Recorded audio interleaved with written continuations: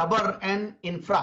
ये देखिए, ये वेस्ट रिसाइकलिंग कंपनियां और रिसाइकलिंग वाली और ये गो ग्रीन कंपनियां बोल लीजिए, ये बहुत ही ज्यादा फ्लेवर में है। और ये कंपनी भी कुछ वैसा ही एक वेस्ट मैनेजमेंट का ही मैं बोलूंगा कि एक काम एक तरीके से हो गया।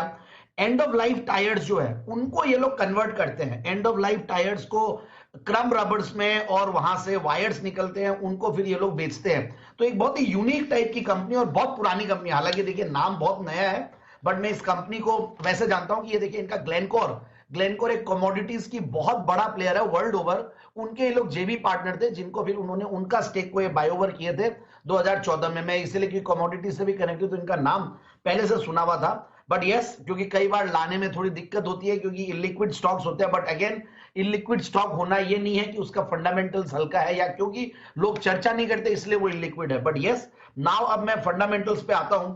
1977 से कंपनी कार्यरत है और मिस्टर भूपेंद्र सेकरी, जो कि विजनरी लीडर और काफी सारे इनोवेशन और पायनियरिंग एफर्ट्स लिए। इनफैक्ट पहले जापान के साथ एक पार्टनर इन्होंने टेक्नोलॉजिकल कोलैबोरेशन किया, तो वहां पे उन्होंने फुटवेयर को लेकर कुछ लाया क्योंकि रबर से रिलेटेड रहा है और one of the leading manufacturers थे 1980 के समय में। फिर इन्होंने धीरे धीरे कुछ डाइवर्सिफिकेशन किए, तो ये लोग कुछ कमोडिटीज में आ गए और कमोडिटीज में भी राइस के one of the largest exporters थे, शुगर के, तो ये ग्रुप गजब सोया मिल, और फिर इन्होंने विशाखापट्टनम पे कार्गो हैंडलिंग टर्मिनल भी खोला।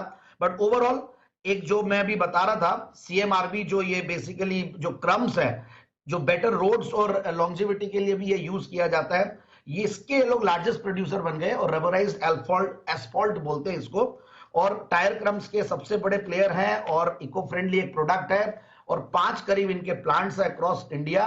और मैंने जैसे कहा कि इनका जो जेवी था 2014 में इन्होंने उसको एक्वायर किया, ग्लेनकोर की 60% इक्विटी थी, तो जेवी का नाम था टीना विटारा, तो वहां से इन्होंने लिया और इसलिए और कॉन्फिडेंस आता है। और फिर मैं अब फंडामेंटल्स पे अगर आता हूं तो आप देखिए, टायर्स के स्टॉक्स के बारे में थर्सडे को ही बात की, फ्राइडे को ही बात की थी, काफी बढ़िया चल रहे हैं, तो हो सकता है ये स्टॉक्स भी आए। और 23 का रिटर्न ऑन कैपिटल एम्प्लॉयड है, 23.5 का रिटर्न ऑन इक्विटी है, डिविडेंड ठीक ठाक देते हैं, 1% के लगभग है। पिछले 3 साल में कंपनी ने गजब का टर्न अराउंड और गजब का परफॉर्मेंस दिया है, करीब 500% के लगभग के प्रॉफिट की ग्रोथ रही है। और पिछले 5 साल पे अगर आते हैं तो नॉर्मलाइज हो जाता है, वो करीब 31% की प्रॉफिट की कैगर। सेल्स की अगर कैगर बताएं तो 28-30%, 28-29% के लगभग 5 साल की वो भी रही है।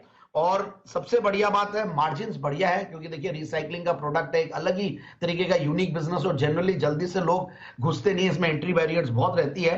तो 18% का ऑपरेटिंग प्रॉफिट मार्जिन था पिछले सितंबर में, इस बार भी करीब 15-16% के लगभग ऑपरेटिंग प्रॉफिट मार्जिन है। तो पिछले 3-4 क्वार्टर गजब के गए हैं, कंपनी के 4 करोड़ 5 करोड़ के लगभग क्वार्टरली कमाई है, तो 20 करोड़ के लगभग टीटीएम बेसिस पे प्रॉफिट्स है।